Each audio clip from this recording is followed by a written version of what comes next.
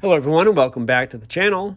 It's Greg from Went Audio Video coming to you with another great video showcasing vintage audio receivers. All right, today on the workbench we have a Sansui 9090. These were built in Japan from 1975 through 1977. And alongside its cousin, the 9090 DB, these are regarded as some of the best sounding vintage receivers of all time. So I got this one repaired and thought I'd do a little video to demonstrate it. We're going to talk about its features. I'll show you the front and back panels. I'll show you the inside and talk about the repairs I did to it. Then we're going to do a listening test so you can hear how great it sounds. And finally, we're going to do a power output test so we can see how many watts per channel this thing's putting out. So let's start with the front panel. As you can see, this one's in fantastic condition. There's hardly a nick or a scratch on it. The owner kept it in just fabulous condition. So it's a real pleasure to work on. Over here on the left, we've got the power switch. Next to that is the protection lamp. Then we've got a low and a high filter for filtering the low and high frequencies. Audio muting, negative 20 decibels, so that's your mute button. Left and right VU meters for the power output. There's a Dolby noise reduction 4-channel adapter button. FM muting off, so when that button is pressed, you're going to get static as you tune between stations. That can also be helpful for if you've got a weak station that you're trying to pick up. Keeping that in will allow you to pick it up typically. If it's out, you're going to get no sound as you're tuning in between stations. So it can be a little more pleasant to tune. And then once it locks onto a channel, you'll get the sound from that station. This is our MPX noise canceller button. So on FM stereo broadcast, sometimes you get a little extra noise in the background. This will help clean that up. This is our meter selector for the signal meter, which is over here. If it's out, it'll show you the signal strength of the station that you're picking up. If it's in the multipath position, it allows you to try to eliminate reflections caused by interference, and you do so by adjusting the position of your antenna. Here we have our tuning dial for tuning in your AM and FM stations. Over here we've got our speaker selector going from off to A to speakers B, speaker C, speakers A plus B, or speakers A plus C. I'm going to leave that in A since I just have one pair of speakers hooked up to the A outputs on the back. Then we've got our headphone jacks, 1 and 2. We've got our bass, mid-range, and treble adjustments.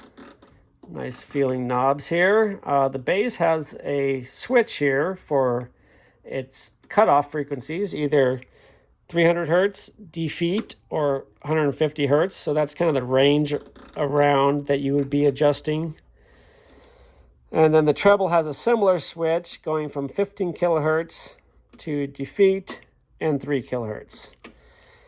Here's our volume knob. In the back is the balance going from left to right. We'll keep that in the middle. This is our loudness switch. I like to leave that on because it gives you kind of a little boost of the bass and treble, especially at lower volumes. This is our stereo or mono mode switch. We'll leave that in stereo. This is our tape play monitor switch going from source in the middle, deck 1 on the left, deck 2 on the right. And then these are for monitoring when you're recording from tape 1 to tape 2. You can then monitor what's being recorded on tape 2. And on this side, if you're recording from tape 2 to tape 1, you can monitor what's happening on the deck 1 recording. So a lot of little functionality there. I guess people were making a lot of mixed tapes back in the day, so you got to have all your tape functions. Here's our mic level and our mic input. So you can plug in a microphone here and you can crank up your level and sing along to it. Kind of a old school karaoke machine. Leave that down. This is our input selector. Phono on the left, FM auto or stereo mode in the middle. Then we've got Dolby FM adapter, AM, and auxiliary. So that's the front. Why don't we flip it around back and you can take a look at the back side. All right, so here's a look at the back panel of the Sansui 9090 receiver. Starting over here, we have the power cord. There's a fuse, main power fuse. There's an unswitched power outlet for hooking up other devices. There's a switched power outlet here for hooking up devices that you want to power up. When you turn the power to the receiver on, it'll activate that outlet. We've got our speakers A, B, and C hookups here, left and right. Obviously, gray is for negative, red is for positive. This is the heatsink cover for where the output transistors heatsink are. And then over here, we've got our 75 ohm FM antenna hookup, 300 ohm FM antenna, and the AM antenna. That's for an external AM. The internal AM antenna is right here, built in. There is a Dolby noise reduction 4-channel adapter, input and output right here. We've got our pre-out and main in jumper pins going from the preamp to the main amplifier. And it's left and right. And then over here, we've got our phonograph input and the ground that you would use for your phono. We've got the auxiliary input. Here's your tape deck. 1, play is the input, record is the output. And the same thing, it's left and right. Tape 2 is right here, record and play. And then there's a DIN plug for record and play for tape 2 as well. So that's the back. Pretty simple. It's nice that it does have 2 tape outputs or tape inputs and an auxiliary. So you basically have 3, you can call them auxiliary inputs because not a lot of people are using tape decks anymore. But you could hook up a CD player to the tape deck. You could hook up a auxiliary cable, run it off to an iPod or something. You could even hook up a Bluetooth adapter so you can Bluetooth from your phone right to it. And that can go on either the tape 2, tape 1, or auxiliary. You can even convert the phonograph to another line level input if you needed one, using that inverse RIAA filter that I've talked about. So that's the back. Let's flip it back around and then we will hook it up and do a demo. All right, so we got the cover removed from the Sansui 9090 so we can take a look inside. I also want to discuss the repairs I did to it while we got it open. So, as you can see, it's pretty clean in here. Wasn't too bad when I first opened it up. There was some dust, of course, but looked like it had never been repaired, which was pretty great. When the customer brought it to me, asked me to kind of check it out, clean everything up. Any parts I thought needed to be replaced, he said, go ahead and do it. He basically wanted it to be as reliable as possible for the next, 20, 30 years. He also mentioned that the bass on one of the channels was sounding a little low and distorted. So I pulled it apart, did a general checkout, opened up the service manual where I found a bulletin from Sansui that discussed some modifications that should be done to the power supply and the driver board in order to improve its reliability. Apparently some of these models had a problem where the parts would short out, and it would actually cause circuit traces to get damaged and the relay contacts to physically melt. It got so hot, so they did a modification to prevent that from happening. And what some of the things that involved are changing out these fuses from 6 amp to 10 amp. They have you install fuses here and here where there previously were just a jumper wire installed. They have you remove some jumpers on the bottom side of this board and also do a ground connection from the chassis to the board. And then on this driver board, which is normally held in by this cover, I've got it loose so we can easily get it off right now. This is your driver board for the amplifier section.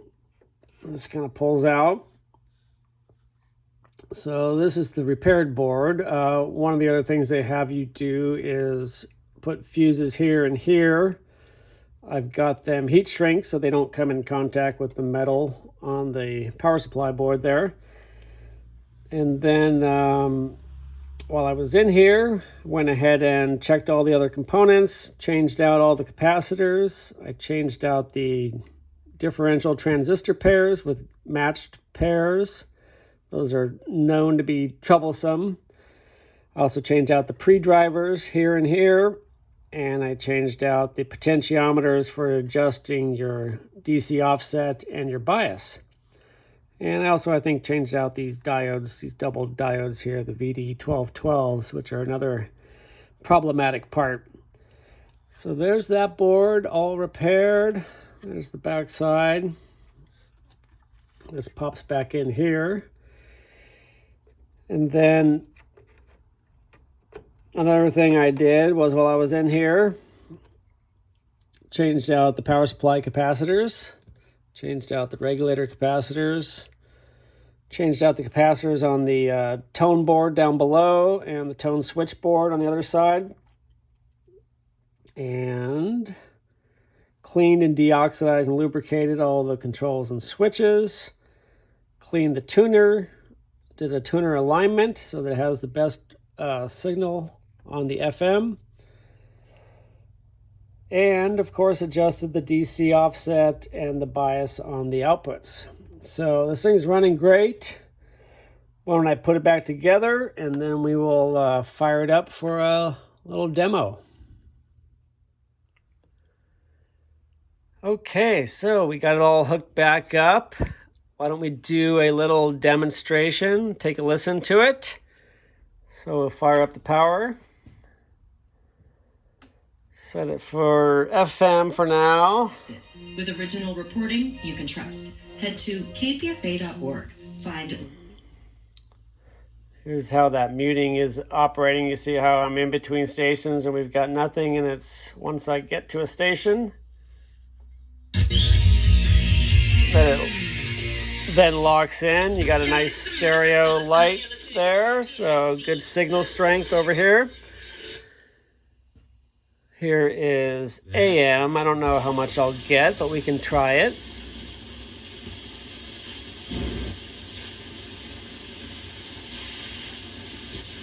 Separate from the others, with the ability to interpret the Constitution. Yeah, there's something. And then I got something going on the auxiliary.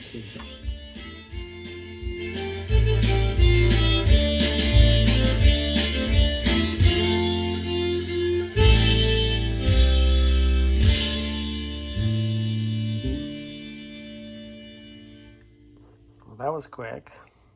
Should we start that over?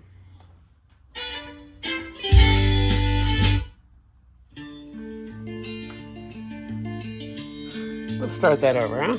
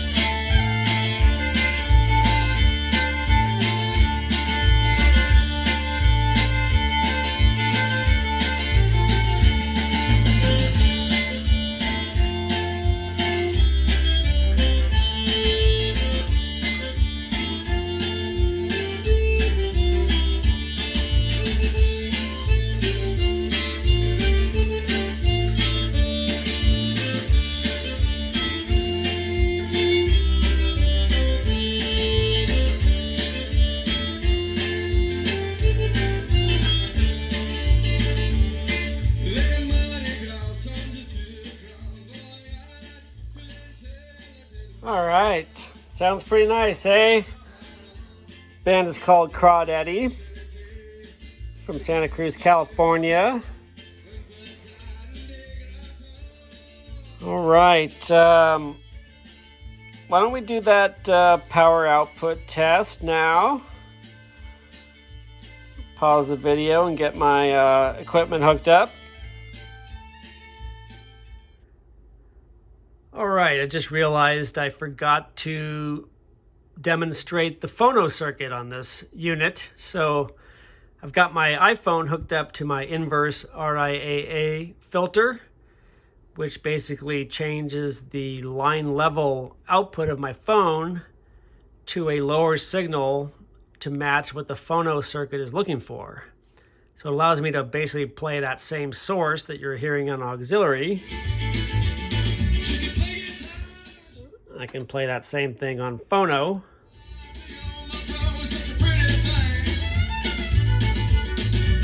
In order to test the Phono circuits. So let's take a listen to this. We can kind of get an idea how good this Phono circuit is.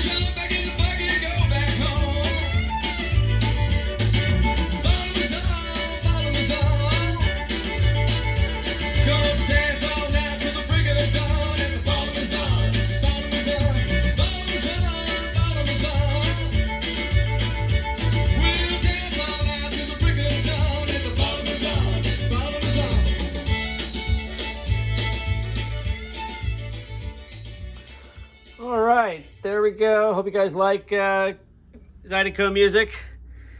Let's get on with this power output test now. Give me a moment to set up my equipment and we'll be right back. All right, so we got the test equipment hooked up. We got the signal generator putting a 1 kilohertz sine wave into the auxiliary input. We're gonna do one channel at a time. And so we're hooked up to the left channel right now. We've got the oscilloscope hooked up. We've got the distortion analyzer hooked up. And so let's start bringing up the output here on the receiver.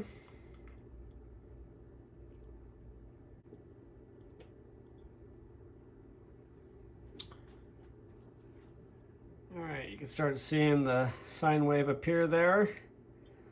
On the left, I've got my AC voltmeter showing you the RMS voltage in AC. And you see we have a 1 kilohertz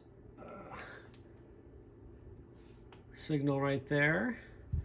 This is our distortion level on this side, 0.038%. We're at 14 volts RMS, so let's keep going. We're going to watch that scope for clipping.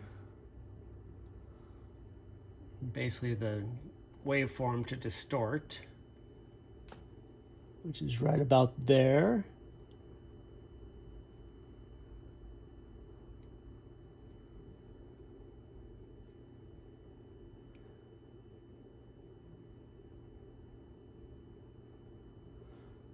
That's about 35 watts, volts roughly. Let's, 35 there.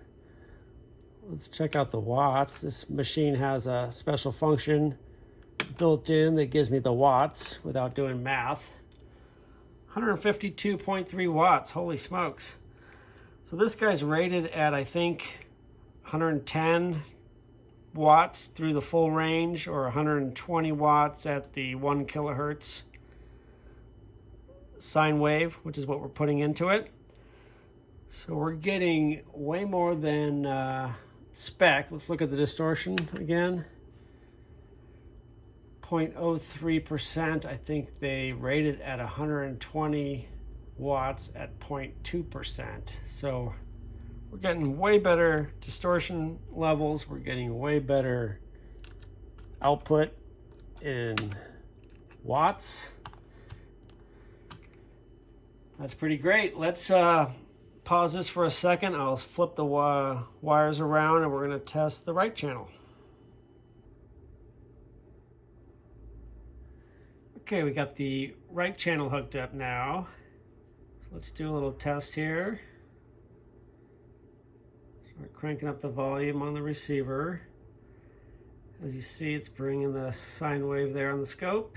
We're at 26 volts, 2930. Let's check distortion. We'll monitor the distortion first and see where it starts to go wild. Because sometimes the scope is only so accurate in terms of visually detecting the distortion. So you see we're at 0.4, so we're starting to clip. Back it down a tiny bit, and 0.04% distortion. That's nice. 35.6 volts RMS, which is going to be pretty high wattage. So we're getting 158 watts on this channel at 0.04% distortion. That's pretty fantastic.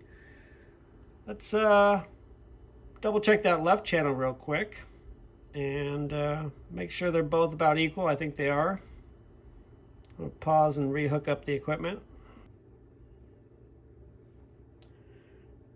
All right, we're back double checking that left channel. I'm just more out of curiosity to see if they are closer in power output. So let's start cranking this baby up. Oh, there we go. All right, there's our sine wave. There's our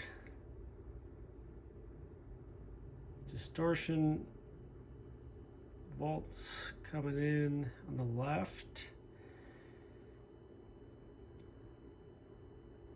Whoa, okay. So there's where it starts going. Let's back it down slowly.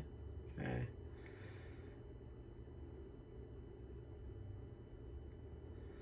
All right, 0.03%, 35.5. So I think we're going to be higher again on this one. 19.0 special, 160 watts. What was the other one? 158. Anyway, this thing's killing it, blowing away the specs in the manual, and very impressed. So that's it on the power output. Let's hook it back up to some audio and we'll finish this video with one more song. All right, why don't we finish the video with one more from Crawdaddy.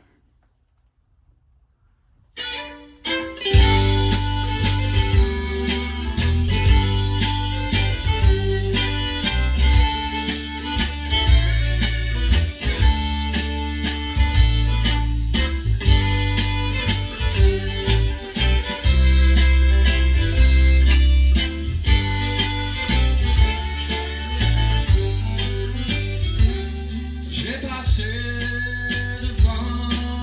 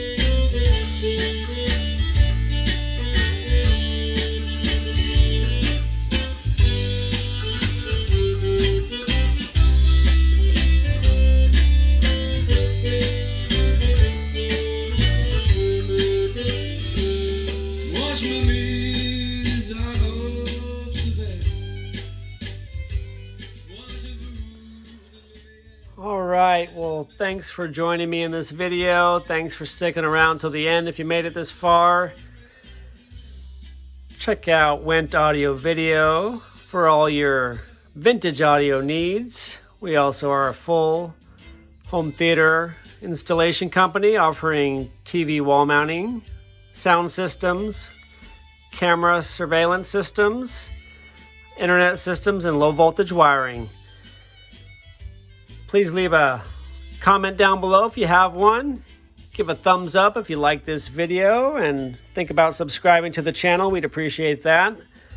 Click that bell notification. You'll get alerted every time I drop a new video. Thanks, folks. Hope everyone is having a great day. Hope you're doing well. Stay safe. Bye now.